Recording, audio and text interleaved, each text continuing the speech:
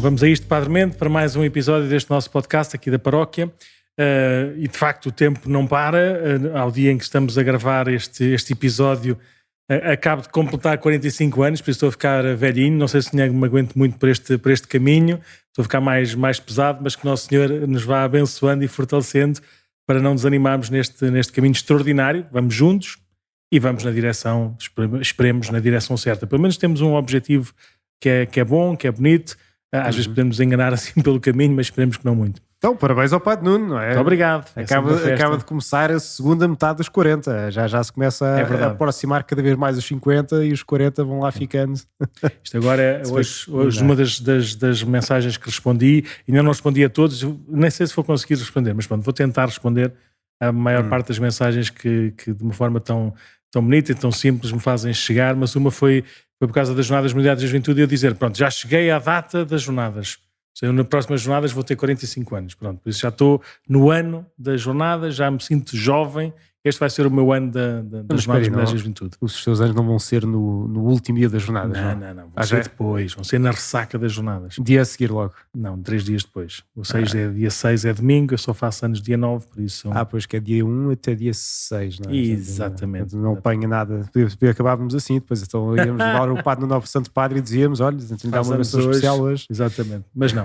então pronto, estamos de férias, temos descanso, temos assim alguns dias assim também que dá para estar com a família, para estar com alguns amigos mais próximos, assim sem tempo, sem grandes responsabilidades, mas por outro lado temos também aquilo que é próprio do verão, aqui em Cascais, que vem muita gente visitar, ou as suas casas, ou visitar porque é bonito, por isso estamos cheios de casamentos e batizados, não é? Quer dizer, mesmo as missas diárias tem muita gente de Espanha, do Norte, do Sul, que agora vieram cá visitar as famílias, ou sempre vieram cá no verão e agora cumprem a sua, digamos assim, a sua tradição de, pronto, que também vão à missa sempre todos os tradição dias. Balnear, sim. E vêm cá também então à missa e é uma alegria, de facto. É ver... Engraçado, como é que tu notas que eles são espanhóis? Então, porque depois no fim vou lá falar com eles e disseram que eram espanhóis e que estavam cá. Sabes que há um tique mais fácil de perceber que são espanhóis. Já conseguiste perceber ou não? Então, peraí. Não. Então, uma das coisas, se fores a reparar na fila da comunhão, eles antes de dizer amém fazem assim uma inclinação pequenina. Diz o corpo de Cristo, eles fazem uma inclinação pequenina e dizem amém, depois comungam. Queres ver? Bem, Sempre fizer assim uma inclinação, mas só aquela inclinação assim de 8 graus. Quando fizerem, tens a certeza absoluta que são espanhóis. Por isso vais ver agora na missa, quando fores presidir à missa, vais ver se não são assim. Mas bem, até é uma das coisas que se diz que é bom fazer, não é? Antes de receber Jesus, fazer um gesto de reverência, de adoração. Quando éramos miúdos, lá em Passacos, genufletíamos mesmo, fazia parte antes no penúltimo, não é? Ou seja, o último da fila era o que comungava, o penúltimo genufletia. Aquilo era assim um gesto muito, muito, muito bonito, reverencial, e também a recordar-nos que era Deus, o próprio, não é? Este Filho de Deus que nós comungamos na Eucaristia. Eu vou reparar a inclinação de 8 graus, é? 8 graus. Quando é 9 graus, se calhar já são da Andaluzia, já não são bem de Espanha total. Mas pronto, então, casamentos e batizados, já fizeste uns quantos? Esta semana que eu tive assim mais ou menos de descanso, foste tu que trataste de tudo, não foi? São gente de fora, que vivem fora, normalmente, não é? Às vezes até vivem no estrangeiro. Temos muitos casamentos assim nesta época, gente que tem cá as raízes, mas que ou casa fora, ou então que nem sequer tem cá as raízes, mas na verdade não têm propriamente raízes porque nasceram em Londres e depois foram trabalhar para os Estados Unidos e depois tinham cá uma avó algures e então houve só esta referência de Portugal. Sim. Por alguma razão. Mas temos assim, agora é esta época assim dos casos fora do normal, não é? Que não nos vemos todos os dias. E que às vezes conhecemos só assim 2 semanas antes, ou só conhecemos por e-mail e dizemos, olha, façam lá a preparação para o casamento, ou então tentem o melhor que possam, porque às vezes não dá mais, não é? Assim que... Sim, nós procuramos o melhor possível. Uma coisa é aquele acompanhamento que nós podemos fazer na paróquia propriamente dita, porque as pessoas vivem cá e nós vamos nos cruzando, e quanto mais não seja, vão-se lembrando de olharmos para nós no meio da rua. Calma aí que eu tenho que voltar à missa, calma aí que eu tenho que pôr os meus filhos na catequese, mas normalmente também existem estes casamentos de gente que não vive por cá, a gente quase nunca mais se vai cruzar. E devemos aproveitar estes momentos, não é, para deixar assim uma marca importante, não é? Para que a experiência que os noivos fazem, os noivos ou os pais ou os padrinhos das crianças para o batismo, a experiência que fazem, que seja uma experiência bonita, de convite, de desafio, para não só para a celebração poderem estar mais atentos e a reconhecer a riqueza dos sinais e dos gestos da oração da Igreja, mas depois que na sua vida essa sua vontade, esse seu desejo de viver cristamente possa ir acontecendo. E de facto é sempre um desafio. A gente está meia hora com eles, não é? 1h30 às vezes, quando são 2 conversas ou 3, não é? Para nos conhecermos, para prepararmos a celebração, às vezes até para confessar e outras coisas parecidas, e pronto, e depois nunca mais nos vemos. Eu no outro dia estava a passear aí na rua, depois de um casamento, estava a sair da igreja lá para casa, e estava um senhor de calções, de chapéu, de mochila às costas, era só ele, não é? E vira-se para mim, assim, em inglês: desculpe, o senhor trabalha aqui na igreja, não trabalha? E eu ri-me: sim, sou o padre. Foi o senhor padre que me casou há 10 anos atrás. E eu fiquei: ufa, grande memória. Então, e para ele o casamento é só um, não é? Mas para mim não fazia a mínima ideia, ainda para mais estava sozinho. Então eram do Canadá e tinham casado cá há 10 anos atrás, então vieram cá celebrar o 10º aniversário de casamento. E pronto, e foi uma sorte. O padre não só se lembrou depois, só reconheceu assim. Zero, nem me lembrei de tudo. Tu quantos casamentos já fizeste? Não sei, nunca fiz as contas. Mas nem conseguias fazer as contas quase com os dedos das mãos, não? 2 voltas no máximo. Já dá uma segunda ou terceira volta, mas sim, também. Estão só 2 anos e 2 anos Covid. Portanto, exatamente, não... por isso nós é um bocadinho mais. E temos esta cá em Cascais, como tu já começaste a reparar, no princípio os casamentos são de pessoas que a gente conhece, ou porque são os nossos amigos, até nós estamos com a geração normal daqueles que estão a casar. Outras vezes são aqueles que são da paróquia propriamente dito, tu conheces dos grupos e tudo, ou são filhos aqui das pessoas de cada paróquia, mas metade, ou às vezes mais de metade, são pessoas que a gente nunca se cruzou, nem se vai cruzar nunca mais na vida, por isso às vezes é difícil ter essa memória. Mas pronto, mas eu nas minhas orações da noite rezo sempre por esses que eu já não me lembro da cara nem do nome, mas que sei que possa ter sido a minha presença ou a minha palavra mais ou menos importante como rosto da igreja. E bem, não é? Nem que seja assim, não é? Havia até um padre uma vez que dizia que rezava um terço, tudo aquilo que lhe pediram para rezar. Pronto, assim exatamente. Olha, estas aqui são todas aquelas... Não, a mim não, pois, exatamente. Eu até faço pior, digo, a todas aquelas pessoas que eu disse que ia rezar. Pronto. E que às vezes também já me tenho esquecido, mas não. Mas Deus não se esquece nada, por isso, olha, estas são para estas intenções. Mas é engraçado que mesmo na missa, por exemplo, aquelas orações que agora até o novo missal traz, de preparação para a missa, e uma das orações diz: quero oferecer este sacrifício por todos aqueles que se encomendaram às minhas orações, em género ou em espécie. Portanto, especificamente ou não, está tudo aqui entregue. Sim. Que é para também não dizermos, está ali entregue, Nosso Senhor ouviu. Eu não estudei essa parte. Sim. Eu estou mesmo só na parte das orações da missa propriamente dita, mas já estive a ver também, já estive a folhear essa parte do missal. Sim. Então, e dos batismos, como é que é? Batismos? Às vezes é mais difícil. Sim, agora temos a preparação do batismo, portanto temos uma equipa também que nos vai ajudando previamente a ajudar a colocar, digamos, na mesma frequência, que o batismo tem algo de cultural também, não é? Tem ainda uma grande carga cultural e bem, graças a Deus, não é? Que faz parte da cultura uma pessoa querer vir à igreja e ser filho de Deus, no fundo, que é o que acontece no batismo, ser recebido também na igreja, mas depois às vezes fica só um bocadinho por aí. Às vezes a cultura já é a cultura da avó, ou seja, já não é dos pais, mas da avó. Aquilo já é uma ligação um bocadinho mais prolongada, por assim dizer. Mas é um desafio também, é um desafio de dar a conhecer, não é, esta proposta de vida cristã para os pais, não é, que querem educar os filhos. Aliás, é mais ou menos o tema que hoje nós vamos conversar ali um bocadinho mais lá para a frente. Tem a ver com isto, com a educação dos filhos. E esta parte da educação da fé, às vezes os pais não têm muita ocupação ou preocupação, muita linguagem ou vontade, e desculpam-se com uma opção gravíssima, que é a opção de não quererem educar e serem um entrave a essa educação da fé, dizendo, olha, não vou fazer nada, e depois eles, se quiserem, lá mais para a frente, hão de escolher. Com certeza que à medida que nós, quando Jesus foi apresentado no templo e depois voltou para Nazaré, e quando Jesus foi reencontrado outra vez no templo que tinha ficado por lá, o Evangelho de São Lucas diz: e Jesus ia crescendo em estatura, em sabedoria e em graça. Ou seja, Jesus ia crescendo desde o princípio. Ia sendo ajudado, claro. E em graça também, por isso, Sol, depois mais velho, não é? Porque cresceu, só mais velho é que foi adulto na fé. Claro. E nós, quando se calhar até com consciência da nossa inconsciência, né? Às vezes até com boa vontade, nós não queremos ser infiéis ou não queremos ser, se calhar, hipócritas ou mentirosos naquilo que estamos a dizer, se calhar até tomamos essa opção, mas quando somos pais fazemos sacrifícios pelos filhos e chegamos-nos à frente e fazemos 30 por uma linha para seu bem. A fé não é um bem? Uma pessoa ter esta relação próxima, verdadeira, fecunda, livre, libertadora com o Nosso Senhor, não faz bem?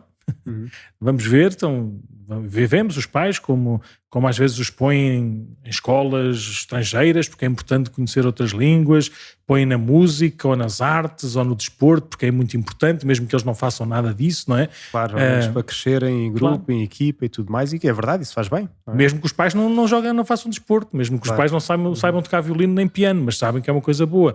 Por isso, porque é que não hão de fazer também este caminho de fé, este caminho comunitário, né, para que a linguagem, neste caso a linguagem cristã, possa crescer na vida também dos seus pequeninos.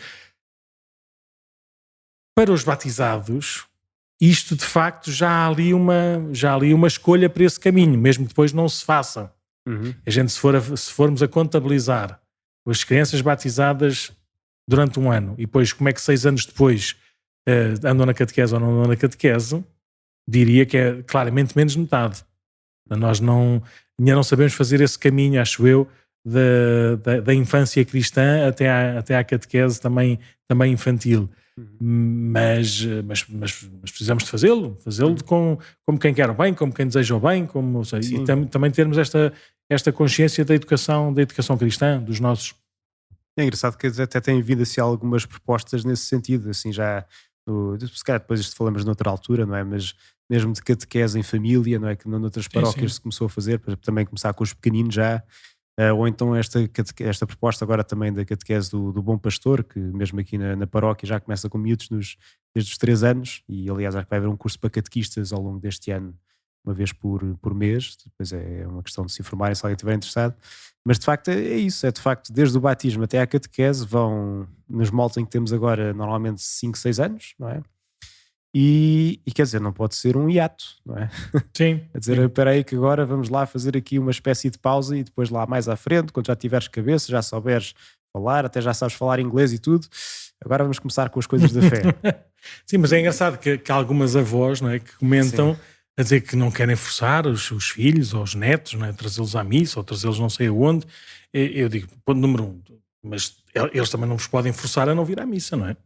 Ou seja, se os filhos deixam os netos, né? Deixam os netos com a avó ou com o avô, e a avó e o avô vêm habitualmente à missa, eles estão-se a sujeitar, não é? É normal, não lhes faz mal, por isso vir à missa não faz mal a ninguém, não é? Mas, e às vezes quando os netinhos vêm, é muito engraçado verem depois os avós ou os avós a dizerem não, ele está muito, ou ela está muito interessada, gosta muito de vir à missa, faz perguntas, fica sempre a olhar para todo lado, já vai sabendo rezar e fazer o sinal da cruz, não é? E tem 3, 4 anos, por isso esse despertar para a linguagem da fé e para a linguagem dos símbolos acontece também muito novo, e por isso pode haver, não é? Pode haver, e qual é que é a melhor forma de haver? Em primeiro lugar, trazê-los a este ambiente, não é? Claro, onde naturalmente nós usamos. A melhor catequese e a melhor instrução de todas é fazer parte, não é? Exatamente. E depois nós próprios, como família, vivemos esse ambiente. Por isso é muito engraçado de ver, e agora nas férias tive a sorte de estar com algumas famílias, não é? Algumas famílias de várias gerações e famílias que eu conhecia, por isso são famílias aqui de prática habitual, não é? Na missa e de serviço habitual também próximo da igreja. E é muito engraçado ver os pequeninos a aprenderem a entrar numa igreja, a se refletirem, a rezarem. Claro que depois brincam e são crianças normalíssimas para a sua idade e resmungam e tudo, mas já vão pouco a pouco sabendo onde é que estão, já reconhecem quem é o padre, essas coisas todas. Por isso, essa parte da educação não é uma coisa das 9 às 5, com 3 meses de férias por ano, e depois, quando chega à altura, logo se vê. Não é mais uma cadeira. Sim, não é assim que deve ser encarado. Aliás, se quisermos, é a cadeira. Sim, se for, isso aí normalmente é o que eu uso depois para os adolescentes e para os adolescentes quase pré-universitários ou mesmo universitários, a dizer, vocês para saberem fazer uma ponte têm que estudar, que se fartam lá na engenharia, não é? Para saberem conhecer coisas de Nosso Senhor, zero, não fazem nada. Não leem nada, não fazem nada, não leem, não rezam, não aprendem, por isso é tudo vão e é normal, é normal, se não se educam ou se não se deixam educar também nesta linguagem cristã, que tipo de fé é que vão tendo? Por isso, a educação é uma educação contínua e que tem várias fases, não é? E o ambiente é mais ou menos educativo. Sim. E é mais ou menos isso que hoje, assim, em pleno agosto, sabemos também que uma das áreas assim, das livrarias mais procuradas e mais consumidas, onde se gasta mais dinheiro, eu agora não vos sei dizer onde, mas lembro de ter retido isso também com alguma admiração, há assim duas grandes áreas que toda a gente compra livros, não é? Uma é a área da espiritualidade, autoajuda, esoterismo, ou seja, cabe tudo na mesma linha, mas na prática é tentar descobrir um sentido para a nossa existência, tentar descobrir um caminho para nós sermos cada vez não é? Cada vez mais, cada vez melhores, não é? Essa é a grande área E de facto é muito curioso, não é? Que mesmo, digamos assim, vendo os números de pessoas batizadas e tudo mais, esta área de procura de um sentido de vida não desapareceu, não é? Portanto, as pessoas estão sempre à procura. E nós, cristãos, se não damos um bom sinal, não é? Se não apresentamos um caminho possível e credível, as pessoas continuam a olhar para estrelas, para respirações, para exercícios, para números, para signos, para a mão, para não sei para onde, não é? Encontram uma linguagem perceptível. Pois. Nós temos Cristo e Cristo ressuscitado e crucificado e ressuscitado para anunciar e para viver. Claro, é que vão conhecendo desde pequeninos quando vão à igreja que os avós os trazem, não é?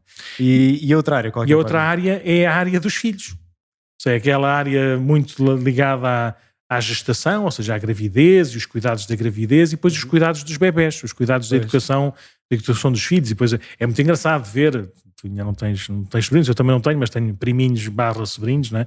E muitos dos meus amigos também já são pais e pais de adolescentes e dessas coisas todas, por isso foi muito engraçado acompanhá-los no princípio, aquelas coisas todas, atenção que até aos 2 anos desenvolve-se isto e desenvolve-se aquilo, atenção que tem que se estimular não sei o quê, estimular não sei o que mais, tem que ser assim, tem que ser assado, e cada um tinha a sua teoria, cada um tinha o seu modo, não é? E a gente só se lembrava, será que os nossos pais faziam também aquilo? E de certeza que ficava de pais para filhos, ou seja, essa parte da educação vai-se transmitindo.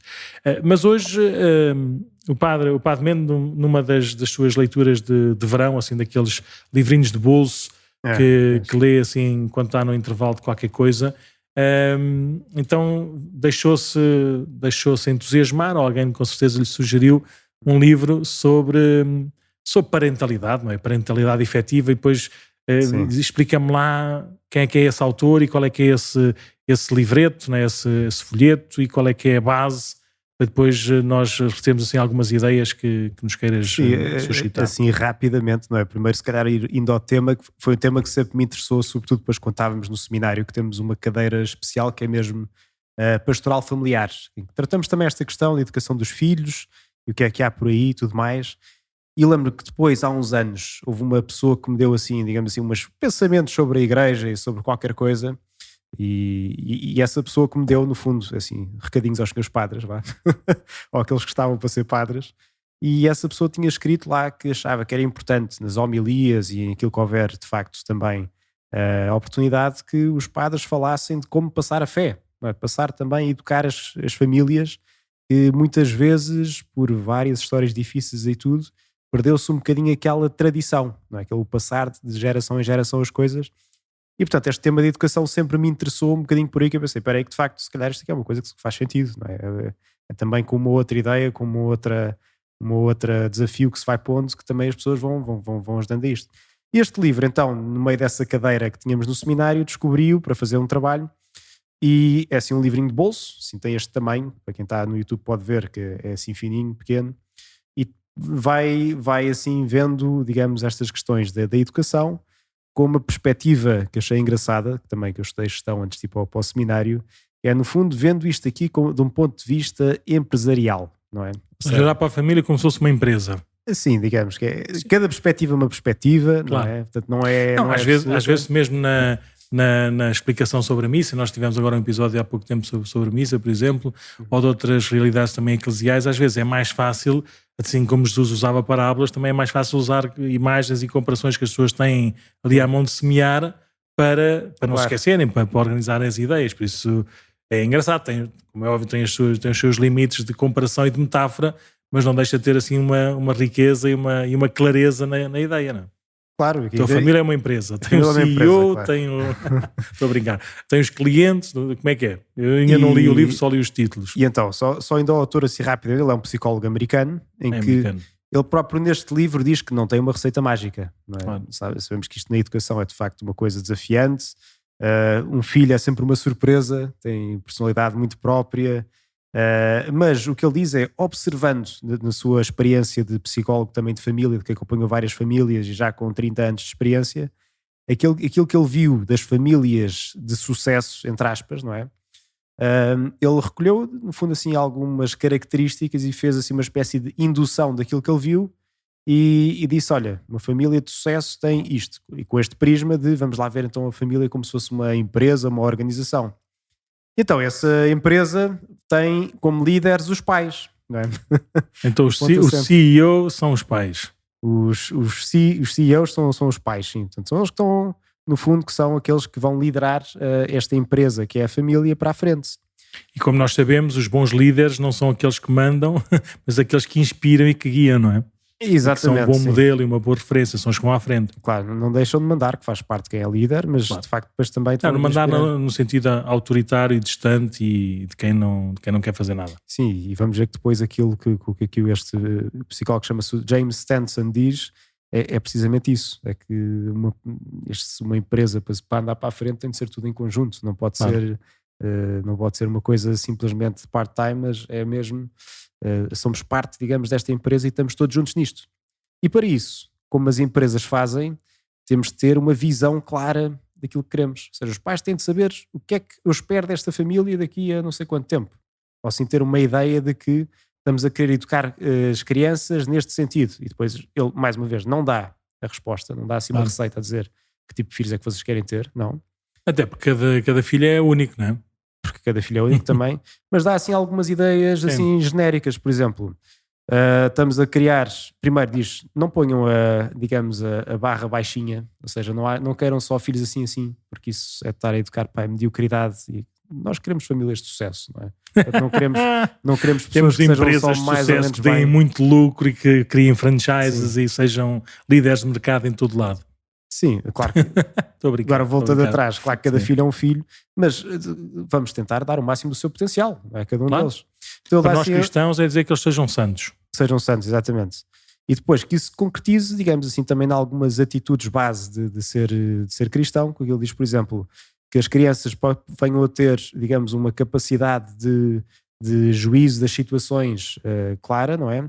Sobretudo naquilo que diz respeito a escolher a sua futura esposa ou o seu futuro esposo, portanto ter assim alguns critérios, percebendo o que é que de facto é bom, não é? Sim. Que possam entrar nas suas vidas de uma forma estável, permanente, entrar no casamento, digo, de uma forma estável e permanente, e que depois, no fundo, tenham uma família como aquela que tiveram, portanto, que eles queiram aquela família onde estão, portanto, ter uma família igual àquela onde estão, que tenham carreiras boas, claro, de facto, que fazem um trabalho que gostam e que de facto vai para a frente, que sejam generosos com os seus amigos e com aqueles que estão à sua volta, que nunca sejam desistentes ou pessoas que deixam passar as coisas, ou que sejam choramingas ou cobardes, no fundo, que não sejam também um objeto de arremesso ou que simplesmente que sejam alguém que seja bullyado não existe, mas alguém que é vítima de bullying, e que percebam quando existe nonsense, ou seja, qualquer coisa que é estúpido, que o reconheçam. Assim, uma visão geral que ele dá assim de que é que se espera. E para isso, claro que temos uma visão, temos depois de ter então uma missão. Portanto, estamos a educar neste sentido. E ele partilha esta ideia que eu achei engraçada, que é de facto que nós estamos, em inglês funciona melhor do que em português, mas nós estamos a fazer crescer adultos e não crianças na missão em que estamos a fazer. Ou seja, aquilo que queremos, a missão que nós queremos é que eles venham a ser uns adultos bem educados. Nós não queremos que eles sejam simplesmente boas crianças, porque eles vão deixar de ser crianças, não é? Vão passar. E era bom? Isso não quer... Era bom ser crianças. Para brincar. É piada fácil. Mas que de facto, quer dizer, um risco que ele diz que há é que de facto depois crescem e são crianças grandes que não sabem decidir, não sabem olhar as coisas e ver com clareza, egocêntricos, que não estão focados no outro, mas focados em si. Sim. Isso depois também é uma ideia que ele vai passando muito, que é um adulto bem educado, é aquele que o centro não é assim mesmo, mas o outro. Mas esta ideia, de facto, estamos a fazer crescer adultos e não crianças. Portanto, descer ao nível deles, para ir até eles, claro, mas não ficar aí apenas. Portanto, ir puxando para cima, percebendo que isto vai crescer e ele perceba que isso aí faz parte, não é? Faz parte. Não... E vamos percebendo cada vez melhor que o coração, que o ambiente da educação por excelência é a família nuclear e depois a família alargada. E a família nuclear como é, e nós agora vemos-las como algumas estão feridas, com horários de trabalho completamente desajustados, ou com separações de pais, ou às vezes até com o não casamento dos pais, com doenças na família, mas não deixar, mesmo com essas misérias todas, não é? Que fazem parte da nossa existência e que nós estamos sujeitos a elas, tentarmos criar esse ambiente familiar por excelência para educar, para fazer crescer os filhos, não entregá-los à internet, nem à escola, nem à rua, porque eles também vão educar. Exatamente. E podem educar bem, não sei, acho que é mais fácil ganharmos o Euromilhões do que a internet educar-nos bem, não é? Mas não deixarmos os nossos pequeninos assim diante desses desafios e desses riscos sem boas raízes, não é? sem bom sustento, que só na família se pode ir encontrando.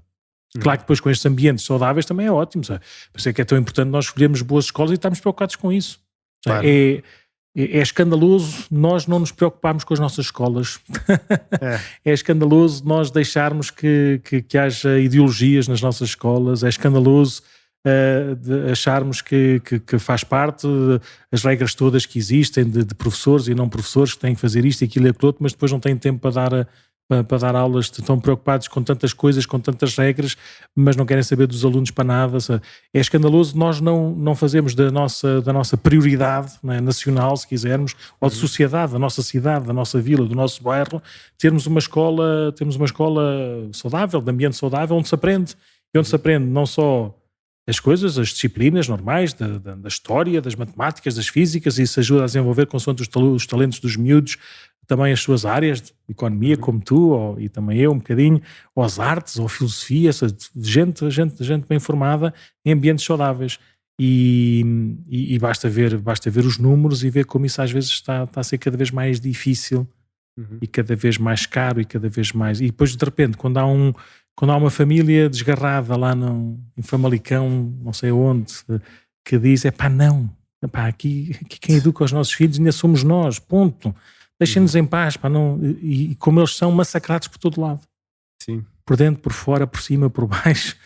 Os únicos que se calhar chegam mesmo à frente e pronto, e sofrem, e estão a sofrer, e pronto. E por isso eu não quero ser, eu não conheço os senhores de lado nenhum, nem quero ser advogado de nada, mas educar é uma missão primordial e especial dos pais, claro, da família. E nós devemos ter cuidado com os ambientes que escolhemos ou que construímos para os nossos filhos. Isso isto não está no livro, não, mas de facto tudo educa, não é? Os ambientes onde andamos, os amigos que temos, o tipo de coisas que nos ensinam e tudo. Quer dizer, tudo é relevante para a educação. Claro. É um coração que se está a formar, é um caráter que se está a formar no fundo aqui, não é? Claro. E o tipo de adulto que se vai ser é também o tipo de criança que se foi e o tipo de adolescente que se foi bebendo. Sim. E pronto. E nesta lógica também de empresa, claro, em que este psicólogo nos apresenta, já vimos a missão, já vimos também que é preciso então ter uma espécie de cadeia de comando, que os pais também têm de ter essa noção, não é? É verdade. A vida corre, é verdade, e temos vidas difíceis. Não é tão bom ver pais que naturalmente são líderes, não é? Tem de ser os líderes. Líder no sentido bonito, não é no sentido tu também andaste no colégio militar, por isso também gostas muito dessa beleza da disciplina militar e pronto, e também tem o seu quê de bom, não é? Para gente crescida, não é? Mas é tão bom ver pais que naturalmente com um olhar, com uma palavrinha já de código, ou seja, às vezes eu vou a casa de famílias em que eles próprios já têm códigos, em que dizem uma coisa qualquer e aquela palavra já ativa o bom espírito, o bom sentido, a boa... Eu já não me lembro, não vou dizer nada de especial porque não me lembro, mas era do género duas irmãs que estavam na conversa e na discussão e pronto, e como uma estava com pressa, então ativou o código das irmãs. O código das irmãs é dizes a verdade e acabou, ou seja, eu gosto de ti e acabou.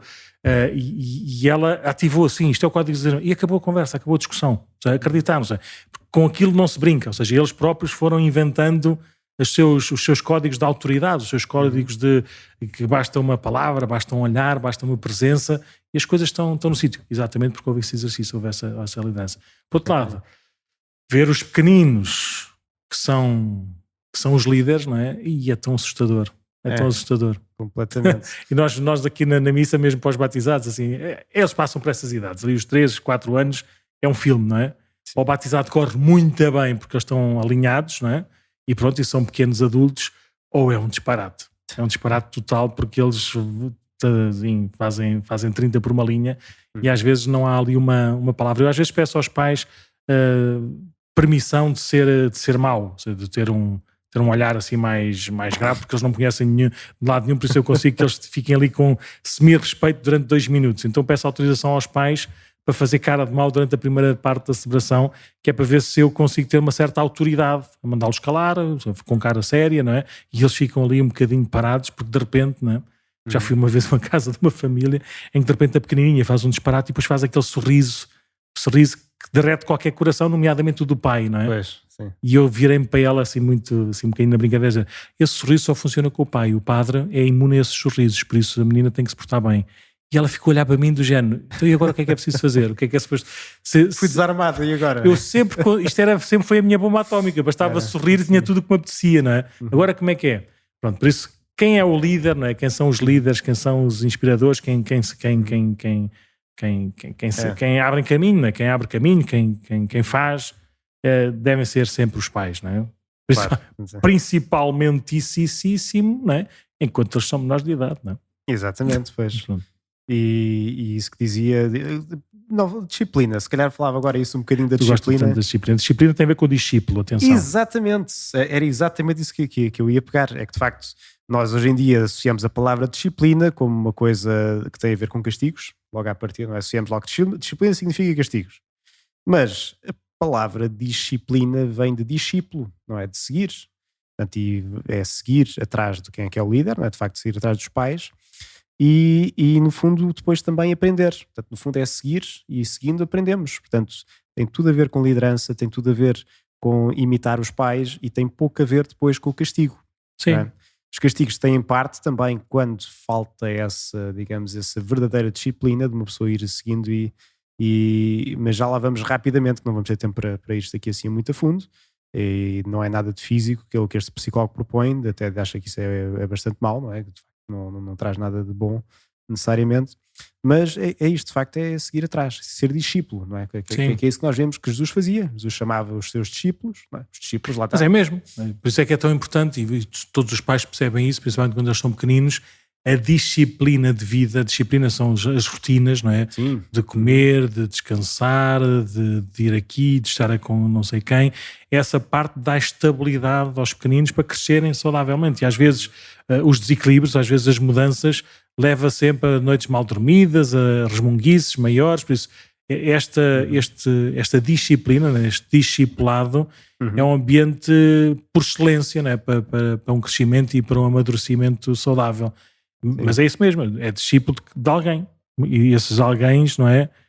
Podem e devem ser em primeiro lugar os pais, não é? As referências primeiras, mas pronto, mas é um seguimento, é uma imitação e é muito engraçado. Às vezes não tem graça nenhuma porque a gente só percebe quando são coisas menos boas, como eles apreendem tudo dos pais, não é? E às vezes respostas, atitudes, não é? Decisões, posturas, às vezes depois vê-se, isto eu não posso dizer isto porque ele já me apanhou. Sim. Não posso dizer isso porque ele depois vai repetir, não posso dizer isso porque depois ele vai ser... Isso é sempre, estamos sempre, né? Estamos sempre a ser sugados no bom sentido, né? Estamos sempre a ser esponjas, estão ali a ver tudo o que acontece à volta. E por isso é muito importante nós sermos simples e sinceros também naquilo que dizemos e naquilo que fazemos. E o que o psicólogo também então, recomenda que temos de ser também então, afetivamente assertivos, ou seja, os pais de ser no sentido em que têm de liderar por ação, não é, palavra e por atitudes, ou seja, até tudo aquilo que fazem deve mostrar o caminho certo quando é para indicar. E depois, para isso mesmo, para também ter este papel da autoridade, ele recomenda que seja bom e não se esquecer, claro que os pais já fazem isto naturalmente, mas não esquecer também sempre mostrar a afeição que se tem pelas crianças regularmente, não é? Com contacto físico, no fundo mostrar como queremos bem, criar este ambiente que eles saibam de certeza que isto o pai não é o que não dá as pauladas e a mãe é que faz não sei o quê, não. Toda a gente está nesta mesma missão de ajudá-los a crescer e a serem, no fundo, santos, não é? Boas pessoas. E, portanto, alegrar-se com as coisas boas que eles fazem, falar com eles, gastar tempo, quando é para corrigir com amor, não é? E, no fundo, isso tudo aí vai ajudando também o papel de criar boa disciplina em casa. No fundo, mostrar querer bem, não é? Isto é como tudo, não é? Quando nós descobrimos que Deus nos ama, aí tudo faz diferença. Claro. É completamente diferente saber que estamos numa relação de amor com o Pai do Céu do que simplesmente virmos à igreja achar que estamos a ter uma data de regras ou assim. Na família é igual. Portanto, primeiro a ver este amor ou a mostrar esta afeição dos pais e depois corrigir por causa desse amor, não é? Sim. E ele dá assim 3 ideias também que partilho depois sem entrar em detalhes, que ele diz, pronto, para corrigir primeiro o que são correções àquilo que são desrespeitos aos pais, em primeiro lugar têm de ser sempre corrigidos, não é? Porque diz que se os pais são os líderes, se há qualquer atitude que vai contra, digamos, a autoridade dos pais, é o edifício inteiro que está a ir abaixo, não é? Se os pais perdem a autoridade, então tem de se corrigir sempre e pôr bem. Mas que tipo de correção então é que ele diz? Aos pais e depois também desrespeito a outras pessoas. Portanto, pais e pessoas, corrigir sempre, não é? Sim. Se há assim uma falta de respeito para com alguém, tem de se corrigir, porque senão eles vão se habituar que não é assim tão importante. Sim. Ou que até se pode gozar com esta pessoa que não há problema, que as pessoas até acham piada. E mesmo se as pessoas não levam a mal, convém corrigir, não é? Tudo que diz respeito a pessoas, para perceber de facto é que é importante. Mas ele conselhos que ele dá: ser físico e firme, mas não violento, ou seja, que às vezes as crianças têm de parar, mudar de sítio e, olha, parou, pronto, assim, sem ser violento. Dar-lhes qualquer coisa que ajude, portanto, dar trabalho concreto e que de facto seja uma ajuda, portanto, como uma espécie de castigo, se quiserem. Ele recomenda, por exemplo, fazer uma espécie de o jarro, não é? O jarro de trabalhos a fazer. Olha, se fizeste a janeira, então vá, tira lá um papelzinho e vê o que é que há a fazer aqui em casa e vais fazer essa tarefa. Depois, trabalho em conjunto, os irmãos estão mal ou qualquer coisa, e olhar para a frente, ou seja, pensar em qualquer coisa que ajuda, no fundo, aquilo que foi o erro a ser corrigido, não ser uma correção só porque sim, mas qualquer coisa que ajuda, no fundo, depois mais para a frente a ser mais... mas em relação aos pais a gente deve corrigir sempre, não é? As outras pessoas também, mas depois há algumas coisas que a gente também tem que ter um bocadinho mais de paciência, não? Ele diz, claro que sim, ele diz, por exemplo, há coisas pequeninas que nós estamos constantemente em cima, depois acaba por não ter efeito nenhum a nossa palavra, não é? É preciso também gerir. É preciso ter muita atenção com o que dizemos, não é? Eu lembro das vezes das respostas que a gente vai dando à mãe, não é? Eu lembro da mãe uma vez perguntar, mas porquê é que vocês só fazem quando eu digo que 52 vezes, não é? E a minha resposta era, porque a gente sabe que as primeiras 51 não contam. só conta a 52ª, por isso às vezes nós desgastamos, né, e perdemos a autoridade também porque respondemos muitas vezes e convém dizer apenas uma, mas tem que ser uma que valha a pena, não é? Porque às vezes de facto podemos estar só a ser autoritários. Podemos estar só a mandar. Qual é que é o problema se ele está a acabar um jogo, não é? Ou se está a acabar de ver uns desenhos animados? O que é que custa ser 30 segundos depois? Não é? O que é que custa? Porque é que temos que ser impositivos? Não, às vezes temos é que decidir também com justiça para eles perceberem, não é? Mas depois temos de ser claros. Sim, isso é também algo que ele aqui depois desenvolve um bocadinho, não vamos entrar agora, mas que diz que de facto que é isso, a criança tem o direito a, como é que era? O direito à inocência, a presunção de inocência. Presunção de inocência. À partida ele é inocente. À partida é inocente. E quando se corrige sempre o comportamento e não a pessoa, não é? Ou seja, Claro. também é um princípio Claro. básico do cristianismo e que às vezes esquecemos, que é, és um não sei quê. Não és Calma, nada. não és nada, és um filho de Deus, pronto. Vai, Espetacular, o melhor que Sim. existe. E O mais amado de todos. Exatamente, portanto isto também não pôr dentro de casa aquilo que não queremos que nos façam fora, também Claro. é coisas simples. Mas pronto, assim se calhar ficávamos por aqui assim só algumas ideias soltas, se calhar assim só outras do livro que podem ser engraçadas. Então diz lá, quais é que são? Então, eu acho que assim aquelas que mais me ficaram foi esta primeira, que é que estamos a criar adultos e não crianças, não é? Outra que queremos que eles sejam produtores e não consumidores. Ai, Ou meu Deus, seja, então explica-me lá isso melhor. Traduz isso para a linguagem familiar e não empresarial. Ou seja, alguém que vai fazer qualquer coisa de útil para a sociedade. Estamos a formar alguém não para poder safar-se, não é? Muitas vezes dizemos, vamos lá, já safou, já tirou o curso ou já arranjou um trabalho, está safo. Não, pensar como é que ajudá-lo a ser alguém que vai contribuir positivamente para a sociedade. Portanto, também ter isto aí na visão de pais.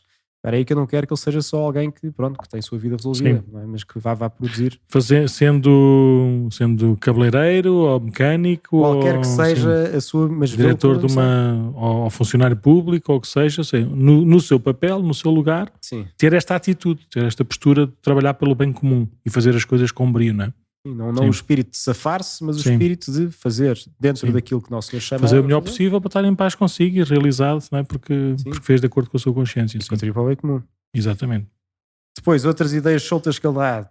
Ter confiança, não é? De facto, é uma missão grande esta de ser pais. Mas é ter confiança, os pais terem confiança. Terem confiança e, claro, ensinarem confiança também às crianças, não é? E se sentem amadas, então terão confiança.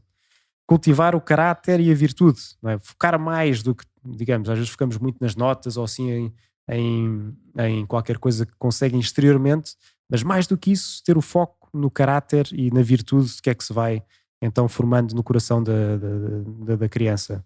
Ensinar também boas maneiras, ensinar também o valor do serviço, ensinar a ser paciente, a ser íntegro, aprender também a dizer não, não é? Não para poder ajudá-los, porque na vida vão ter contrariedades e se nunca ouviram não na vida e vão ouvir depois em grandes, vai ser complicado.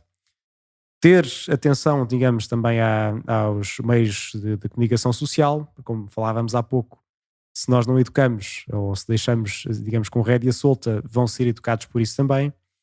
E ouvir. Assim, o último conselho que ele dá é ouvir as crianças. Não é? Nós ouvimos com atenção o que é que são as suas aspirações, o que é que de facto os interessa, como é que podemos canalizar isso aí para o bem, para a virtude, para puxá-los para cima. Então é essencial, não é? Ouvir, no fundo. Mas bem, isto eram só assim umas ideias que tínhamos pensado ou pelo menos eu tinha pensado assim partilhar deste livro. Se quiserem, bem, está só em inglês, mas é uma leitura fácil. Então queres dizer para quem só nos está a ouvir? Então é o Effective Parenting do psicólogo James B. Stenson e pronto, a publicação depois pomos também na descrição aqui do podcast esta semana e foi editado no Ano da Fé por uma editora inglesa que se chama Catholic Truth Society, que faz estes livrinhos assim temáticos sobre vários temas e quer dizer, no verão também é um daqueles que eu pego e tem coisas muito interessantes, saúde mental, bem, é tudo e mais alguma coisa assim de tópicos, só com assim algumas ideias gerais que são giras. Boa. Então, estamos aqui a terminar e estava aqui a ver, estava a pensar responder a uma pessoa que nos mandou um e-mail já há algum tempo e que a gente esquece sempre, a gente começa a falar e já repararam que a gente fala 1 hora e depois acabamos assim abruptamente, assim sem um bocadinho. Hoje só vamos nos 45 minutos, por isso se calhar 5 minutos, mesmo sem preparação, e vou apanhar o Padre Mendes desprevenido.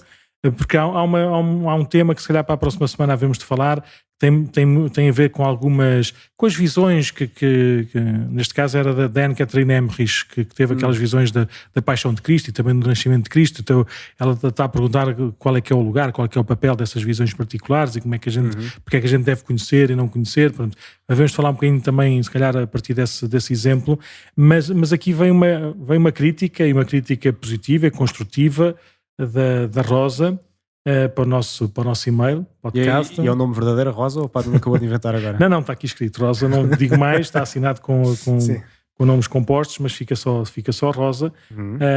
E que tinha a ver com aquele podcast que nós fizemos há 15 dias atrás, ou 3 semanas atrás, sobre o tema da sexualidade.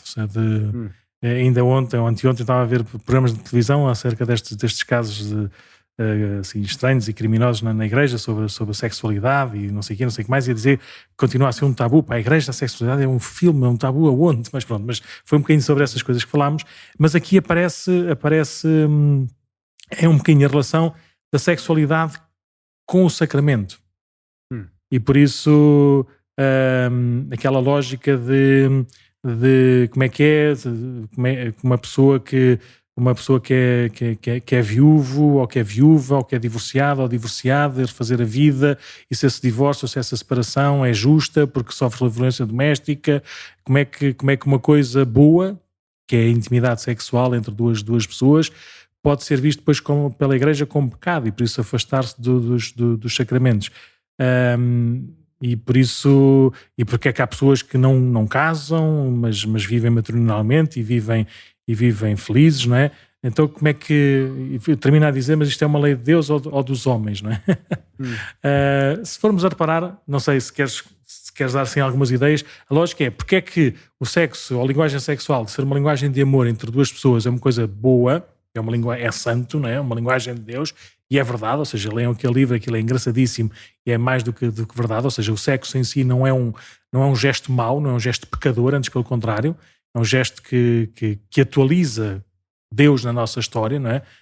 Naquilo que é a nossa linguagem de amor, mas tem um contexto.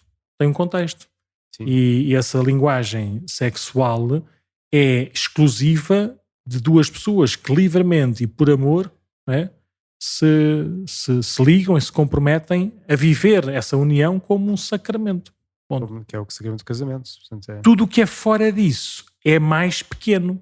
Sim. Pode ser pecado no sentido escandaloso do termo, porque atenta objetivamente e escandalosamente contra essa graça, nomeadamente o adultério, nomeadamente a violência doméstica, nomeadamente a violação, mesmo entre casais, poder haver um ato violento sobre o outro. Por isso é um pecado grave que deve ser levar à contrição, ao arrependimento, ao pecado, à absolvição e à reparação e à mudança. Mas, de facto, a vida pode nos levar por outros caminhos, não é? E não ser um ato, pelo menos humanamente ou escandalosamente, mau ou pecado. Assim visto, pelo menos aos olhos das pessoas, no geral, nos dias exatamente. Mas não é de Deus. Pois, eu acho que este tema é daquelas coisas que se calhar vamos falar mais uma vez, mais duas, não sei.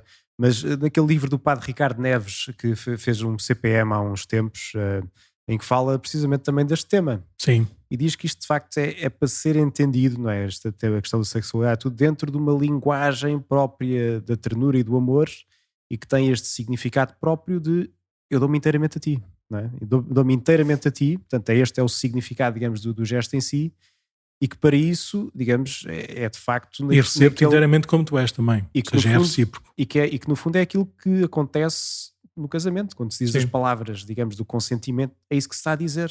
Sim. Prometo amar-te e respeitar-te na saúde. No fundo é essa entrega total feita a ato depois. Sim. E por isso é que se também diz que é a consumação do casamento, digamos, depois, digamos, a própria relação em si. E inteiramente não é apenas só da dimensão pessoal ou individual da coisa, mas é inteiramente também em tudo aquilo que são as minhas perspectivas, ou seja, um casamento, uma união entre marido e mulher, uma união de facto íntima, exclusiva, mas é uma união também que tem consequências públicas, nomeadamente a constituição de família, nomeadamente também a forma como a sociedade olha para nós, não é? E nos respeita e nos educa, e essas linguagens todas, não é? Devem todas ser uníssonas. Aquela coisa de o casamento é só entre mim e a minha mulher, ou entre mim e o meu marido, é verdade, mas é mentira ao mesmo tempo. Ou aquela coisa de o casamento ser só de fachada, não é? Para toda a gente saber, e termos umas fotografias lindas e fazemos uma festa espetacular, mas depois lá em casa cada um cuida de si, cada um vive à sua maneira. Não. As coisas todas têm que estar ligadas. E estas dúvidas que aparecem aqui, às vezes é importante olhar para aquilo que é certo e seguro. Para depois, na nossa vida concreta, que nunca é um livro, nem nunca é assim uma coisa, nem é uma letra do direito canónico, mas na nossa vida, sabendo que aquele é o caminho certo e seguro, a gente dispor-se a fazer esse caminho. O que é lei não é os meus sentimentos ou emoções, ou aquilo que me acontece como acidente ou como dor. Né? O que é lei são palavras claras, simples, diretas, que nos ajudam, que nos abrem os olhos, não é? Que nos evitam para cima. E a lei, neste caso do casamento ou das uniões sexuais, não é? Das relações íntimas e humanas, e o sacramento do matrimónio / sacramento da Eucaristia, estão intimamente ligados. Porque se eu desrespeito de uma forma objetiva, mesmo que não pecaminosa ou não escandalosa, né? Não criminosa, se eu desrespeito um sacramento, estou a respeitar o mesmo autor de todos os outros. E por isso não devo aproximar-me da comunhão sem antes poder confessar-me. Mas se é um desrespeito contínuo e público, essa confissão só será efetivada se eu tiver arrependimento e desejo de mudança, coisa que o ser público e ter um caráter permanente não é plausível. Por isso o que devemos fazer é, com a ajuda da Igreja, com certeza, com a ajuda da comunidade cristã, sempre, não é? Com a ajuda das graças que, através dos sacramentos, também nos vêm, nomeadamente a comunhão espiritual, a oração diante do Santíssimo Sacramento, a leitura orante da Palavra de Deus, as peregrinações, os retiros, mas com a oração, nós irmos aprendendo a seguir Jesus, que nos quer bem, que nos liberta e que nos faz viver melhor as suas graças nas nossas decisões, nas nossas opções. E de facto é possível, não é? Que às vezes pomos um preconceito dizer que isso, mas há muitas histórias de gente que, claro, que não se anda-se para aí dizer, mas de facto que viveram isto aqui, não é? Descobriram a sua situação, disseram, espera aí que isto aqui é duro, não é? E de facto não é fácil de ouvir, mas que depois dizem, pá, foi o melhor que fizeram, a seguir aquilo que a Igreja lhes propunha. Ponham sempre aquela imagem dos desenhos animados, anjinho bom e anjinho mau, não é? Uhum. E normalmente o anjinho bom quer de facto o nosso bem, mesmo que exija tanto de nós, não é? O anjinho mau quer enganar-nos e seduzir-nos, por isso leva-nos por caminhos errados e deixa-nos lá sozinhos. O caminho bom não nos abandona nunca, nem valida, nem aceita que a nossa finalidade seja uma coisa menor, mas continua a propor-nos um caminho maior. E pronto, e a verdade liberta. Ou seja, conhecemos tantas histórias, não é? Conhecemos tantas histórias de pessoas que não podem comungar e vêm à missa todos os dias ou todos os domingos, e como essa sua oração na igreja, a oração sacramental, ajuda tantos os outros, não é? A comungarem melhor, a confessarem-se habitualmente, a não fazerem da missa uma coisinha qualquer, um hábito só, é para vir cá e despachar e debate de consciência.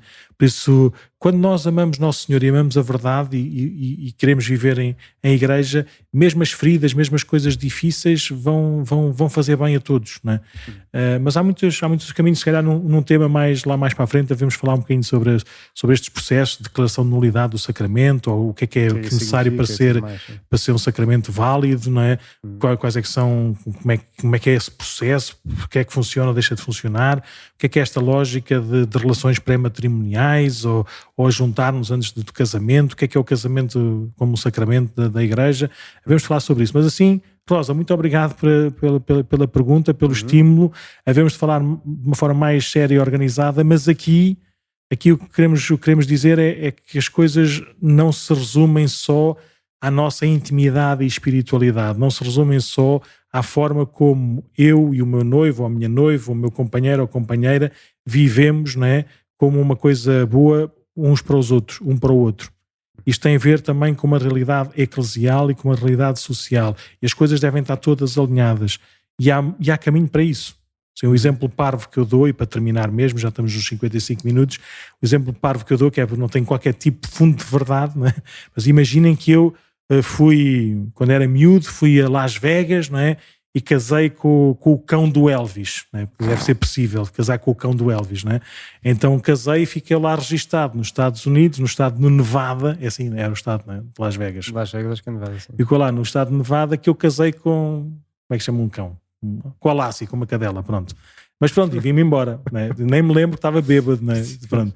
E passado 20 anos já conheci a mulher da minha vida, de quem tenho filhos, tenho os 6 filhos que sonhei, somos as pessoas mais felizes deste mundo, respeitamos-nos, amamos, temos uma história de vida espetacular e decidimos ir festejar os nossos 10 anos ou 15 anos de casados também a Las Vegas. Chegamos lá e está lá o senhor da alfândega a dizer: olha, meu amigo, o senhor tem que ir preso. Eu, mas vou preso? Mas porquê? Então, o senhor é um criminoso. Está aqui a dizer que casou com a Lácia, agora casou com a sua mulher. Aqui isto, bigamia é crime, por isso o senhor vai para a prisão. Mas eu não. Eu quero lá saber, foi o senhor que disse que casou com estas 2 pessoas, isso é crime. Então o que é que eu tenho que fazer? Tenho que tratar, não é, das coisas como elas são.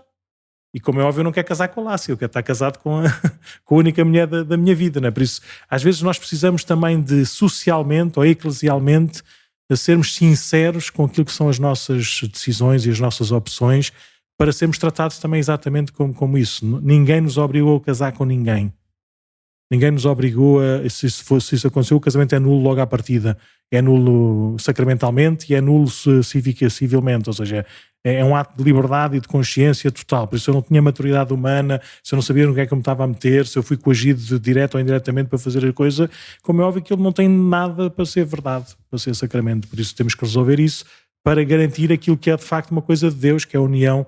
O Senhor não se esquece de nós, não é? Porventura é a união que eu tenho agora. Por isso, para todos, mesmo que isto pareça complicado, mesmo que isto pareça uma tarefa difícil, mesmo que a graça, nós precisamos de uma inundação de graças de Deus no nosso mundo. Nós precisamos das graças sacramentais, nós precisamos de vir à missa e comungar. Nós precisamos que na nossa família haja a graça sacramental do matrimónio, para santificar, para lhe dar sentido ainda maior. Que não sejam as nossas preguiças, os nossos orgulhozinhos, que não sejam assim os ruídos que existem que vão bloquear essas graças sacramentais. Com certeza que Deus é Senhor de tudo e de todos, por isso há de continuar a guiar esta história, mas eu já disse que nos quer santificar com estas graças do sacramento, por isso que a gente em relação a isto faça também tudo o que está ao nosso alcance, confessando-nos regularmente, comungando todos os domingos, pelo menos, e que a nossa vida social seja também marcada por estas graças. Fomos criados para este bem, para esta comunhão plena com Deus e na igreja. É isso mesmo. Então vamos. Parabéns ao Padre Nuno, no início dos seus 46 anos, outra vez. Coitado, não, rumo aos 46. Exatamente, isso é só depois das jornadas. Primeiro rumo ao 23, não é? Rumo às... Sim, olha, é o dobro. 23 vezes 20, mais 23 dá 46. Por isso, no próximo ano tenho o dobro do ano da igreja, do ano civil. E pronto, podem enviar mais sugestões, como enviou a Sara, a Rosa, para o e-mail podcast@paroquiadecascais.org. E vamos neste caminho. E até para a semana, se Deus quiser. Cada vez melhores.